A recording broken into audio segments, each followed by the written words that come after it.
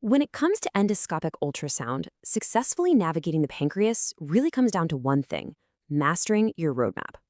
So today we're going to break down that map, the splenic vessels.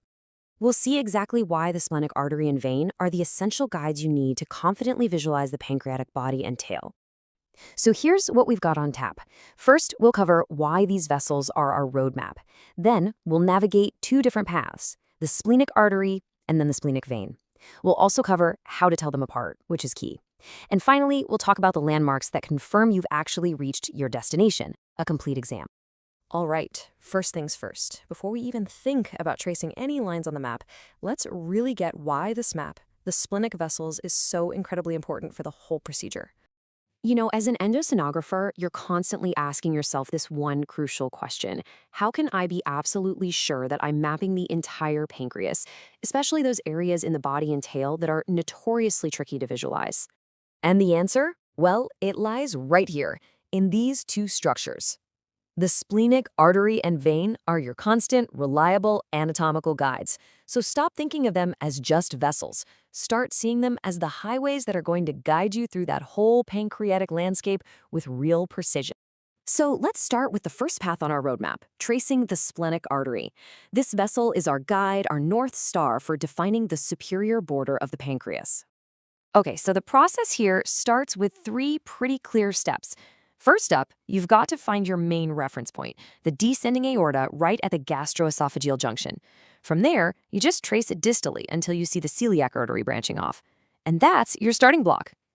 And right as you see that celiac artery take off, you're going to run it into a classic landmark. The artery splits into three branches, creating a shape that we call the arterial seagull sign. Honestly, finding this is one of the most recognizable and kind of satisfying moments in an EUS exam. Okay, so here's the key. How do you pick the right path from here? Well, the splenic artery is the limb or the wing of that seagull shape. You'll find it heading toward the patient's left, sitting right around the 10 to 12 o'clock position on your screen. That's the one you want. Now, a little heads up and some reassurance. This path is not always a straight line. The splenic artery is, well, famously twisty and turny. It often winds in and out of your scanning plane. You're probably going to lose sight of it for a second as you trace it. That is completely normal, so don't get frustrated. Just readjust your scope and keep on tracking. Okay, so we've mapped the superior border with the artery. Now let's flip to our second navigational guide to fill out the rest of our map. We're going to follow the splenic vein, which is our guide to the posterior border of the pancreas. And this brings us to another awesome visual metaphor. To find the splenic vein, we look for what's called the golf club sign. In this view, the portal vein makes up the head of the club, right at the Spleno-portal confluence, while the splenic vein stretches out just like the shaft. Now, tracing this vessel takes some specific moves with the scope. If you want to follow the vein out towards the spleen and the pancreatic tail, you'll apply a gentle clockwise rotation. And to trace it back towards its origin at the confluence, you'll use an anticlockwise rotation. They're simple, precise movements. And here's the real beauty of the splenic vein. Unlike its winding, twisting arterial counterpart, the vein follows a remarkably straight and predictable path. This makes it an incredibly reliable landmark for keeping your orientation along that posterior border of the pancreas. All right, this is a big one. These two vessels run pretty much parallel to each other, so knowing how to tell them apart is an absolutely critical skill. Let's break down exactly how you do it. We can break it down based on three key visual cues. First, position. The artery is more superficial, meaning it's closer to your probe, while the vein is typically deeper. Second is shape. The artery is round and tubular, but the vein is a larger, more ovoid or egg-shaped and compliant. And finally, size. It's pretty straightforward. The artery is just smaller in diameter compared to the larger vein.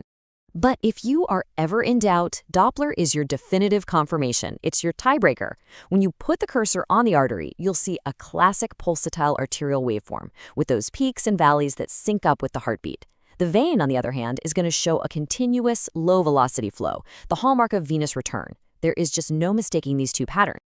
Okay, so you've followed your map, you've traced the vessels, but how do you know for sure that you've reached the end of the road and have actually performed a complete examination? Well, the answer comes down to finding two final crucial landmarks that basically serve as your destination points. To confirm you've done a complete exam of the pancreatic tail, you absolutely need to get a clear view of both the spleen and the left kidney. You know, getting to these endpoints isn't just about checking a box on a procedure list. It's your guarantee of a complete examination. This methodical approach is what makes sure that no lesions, especially those little ones that can hide out in the far tail of the pancreas, are overlooked. It is, without a doubt, a critical factor for diagnostic accuracy. All right, let's do a quick recap of the most important navigational points from our discussion. Think of this as your cheat sheet. Just remember these 4 things. For the artery, you find the seagull sign and you follow its twisty path. For the vein, you identify that golf club sign and trace its nice straight course. You differentiate between them using those visual cues, but you always confirm with Doppler. And finally, you complete your exam by making sure you've visualized both the spleen and the left kidney. And that's a wrap. But as you get ready to put this into practice, I'll leave you with one final thought to take with you. On your next scan, which landmark are you going to look for first? The seagull or the golf club? Because thinking about your starting point, well, that's the first step to truly mastering the map.